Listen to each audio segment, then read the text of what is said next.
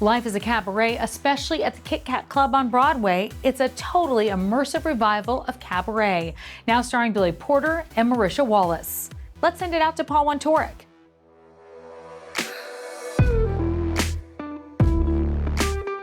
Welcome to the Cabaret. How are you two? Hello, baby. It's like a twofer. I love how they put them in together, right? You know what I mean? 2 for 1. We Yes. left together, we came back together. Yes, we did. It's very unique though for a long-running show, right? They've been very intentional. It's in pairs. Yes. And I love that, and I love this pair. Yes. It must be fun to approach it together and jump in together. Yeah, I never would have done it with anybody but Marisha, and I didn't really understand that, 30 years ago when I wanted to play this part, and was denied even the audition to do so. It's all good. It's just I didn't really realize that all these years later, almost 30 years later, would be the time. My mom used to always say, God's delay is not denial. Had I done this role when I thought I should have been able to, Right. it wouldn't be the same right now with 2 Black people in these roles for the first time in a commercial production in this almost 60-year history of this musical. It's really profound and important that it's happening right now, particularly with the parallels of what's going on in American history.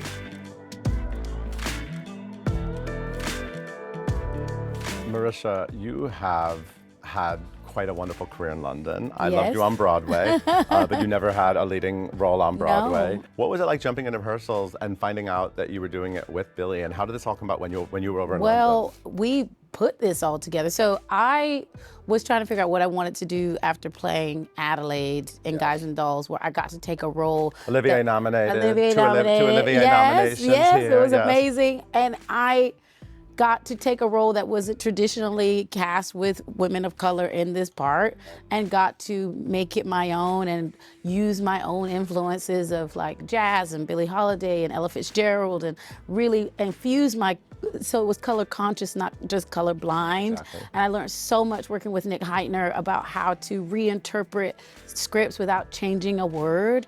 And I was like, well, how can I do that again? And then I was walking around in the tube and I was seeing all the signs for Cabaret. And I was like, well, wait a minute. Sally Bowles hasn't had the Marisha Wallace treatment yet. And I wanted to really dive into the history of what it would mean to be Black in 1930s in Nazi Germany as a performer. And I got the audition. I got a dialect coach so that my British accent, I was like, my British accent was gonna be flawless. I was like, this gotta be right. And then I auditioned, got the part, and they were like, you're amazing, this is all great, but you need an MC that can match you. And Billy and I have been friends for a long time. I don't know if people know this. I met Billy in my house. He was eating a hot dog on my couch because he came to my cookout. I met Billy then, and I was like, I feel like we're gonna be in each other's lives for a long time. And then he would come visit me in London. And then when they were like, you need MC to match you, I was like, I think I know the perfect person. And I called Billy and I was like, were we there? Black people in Nazi Germany haven't really been spoken about. Right. And I was like, this might be a chance for us to open up these stories and really open up this part of history to show that a lot of people were affected. And if everyone knew that this was also their history, could we possibly try to not let it happen again? And I was like, that's a story that we kind of need to tell.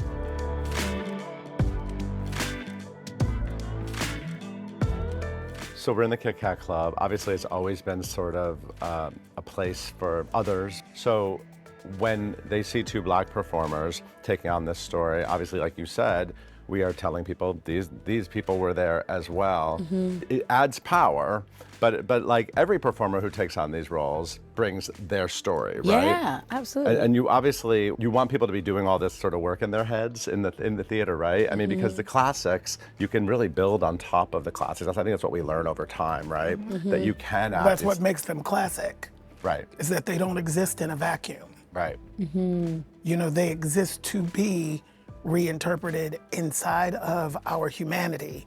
It's about human stories, not about black and white or gray or female or male or, whatever. Well, I think about Shakespeare. They put Shakespeare in the hood. They put it in the richest part of town. There's been different countries. There's been different time periods, and no one bats an eye. And I was like, and that's why Shakespeare tradition can keep evolving, because they're not afraid to try to put these classics in different places. But we can do this with musical theater. We can see these classic shows with different lenses, and it's gonna hit different. Yeah. It's the same picture, it's just got a different filter on it. And it's like the red is a little bit more red, the green is a bit more green. And I think it brings new generations into the theater. Now we're looking at Cabaret. There's older generations coming to enjoy this. They're bringing their kids. They're bringing their grandkids. We have to keep evolving if we want theater to keep progressing and to stay alive. When you actually dug into the script and got into rehearsals and got on stage, are there specific moments, lines, or just moments in the show that you think actually hit harder in your bodies and your voices? Well, I feel like, you know, we both of our backstories include, you know, fleeing the Jim Crow South to go to Europe, to a place where we thought we would be safe. I feel like in this production in particular, when the MC sings Tomorrow Belongs to Me for the first time, and we hear that sort of anthem of Hitler Youth, in this production, it's staged where the MC has a box, and he goes into the box and he pulls out a blonde wig. And the ensemble is placing little statues around me of these blonde Aryan men. And traditionally, when a white MC plays it, they leave the stage with the wig in their hand, sort of foreshadowing that they will put the wig on at the end of the play during the time of the occupation, and they could, if they wanted to, fit in. They could put on the blonde wig and assimilate. The first thing that I said when I walked into rehearsals is, you know I can't assimilate, right? And I gotta put this wig back in the box before I leave. And that's something that's really powerful because I can't assimilate. So I show up at the end in my cornrows. And the intention for my character is I've run long enough. I'm not running no more. So whatever is to be is to be. Come, whatever's to come, bring it, right? Yeah. So my intention is rage. Sometimes I've seen it where the MC actually does assimilate and becomes an antagonist. And then there are some that I've seen where he sort of gives over. But mine is rage.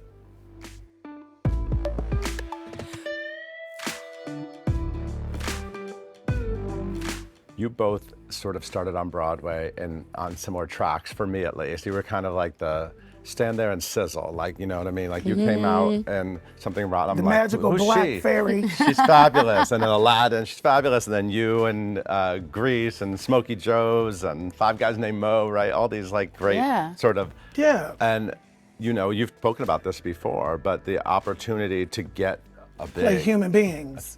Play a human Three-dimensional human beings Yeah. and not archetypes and or stereotypes is a gift. It's a major gift for me, and I know for Marisha, and we've both worked very hard to be in the position where we can demand that. It's been a gift. What I love about this production is the ensemble, the whole company. When you go see the show, you just kind of, it's just such a beautiful, very queer, very fabulous, very Broadway family. What's it been like joining them for Well, the Broadway? cast is so talented. Like, you forget the level of talent that's here in the city. Like, I really love the diversity as well. Like, even in body types, like, there's just every single body type is on display. And that's how it would be in a club. You know what I mean? Yeah. Like these people coming, to get their things, and everybody's What got are a they different getting? on the menu. What you know are they I'm getting? saying? Put it You know, it's what a are they sex getting? club. You know, What are they getting? We're getting our things. Okay, You know our what I'm saying? things, We're getting darling. our We're things. getting our things. But I just love that everybody is represented. It's Yeah. such a colorful cast in all types of diversity as well. And I think that's so needed Yep. in the space. Everyone feels safe, but even in gender diversity as well. Like it's just incredible. There's a room Yeah. for the them, theys. Yeah, we have non-binary There's dressing rooms. There's It's a just really non-binary nice. It's dressing great. room. Okay. Lots of access. All right, kids. It's gorgeous. Yes. nice. All the people. Choose your room. Choose the room you need, honey. It's fantastic. I love it. And welcome back. I'm so thrilled you're back. Thank you. So it's Stick been around. amazing. Don't leave us again for all those You know, years. the Brits are really upset. They're like, you stole her back. Exactly. And they're like, are you We can go coming back. back? We Are gotta you go back coming and back? forth. It was a secret plot. It's I'm time giving to Billy go back Porter and credit. forth. Billy Porter brought you Yeah, back. he did. Yes. He brought me back. It really is magical. It's been amazing. I feel like I've been flying for 4 weeks, and now I'm like sort of coming into my body now. I'm like, oh, this is where I work. This is where Where we were. This is, and you work so hard, and you just climbing the mountain, climbing the mountain, climbing the mountain, and then all of a sudden you get to the top and you have a mountaintop experience. You're like, oh wait, I got up this high. How did I get up here? And that's what this feels like. And I hope it inspires other artists that hard work does pay off, and it may not come when you want it, but it's right on time. It's always right on time. And I just feel like it's time for hard work to pay off in a great way. You're exactly where you need to be. Yes, exactly. thrilled.